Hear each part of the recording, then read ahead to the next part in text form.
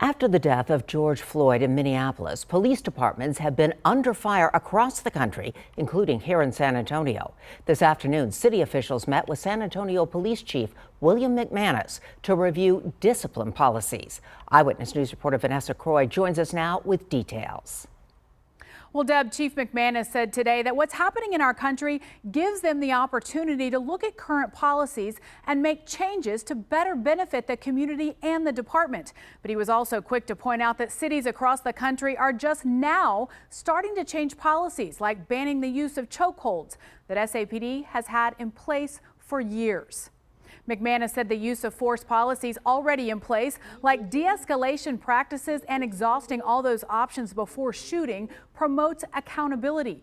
But he said some of the disciplinary policies in effect under the current contract agreement with the police union were problematic, and there has to be consequences for misconduct.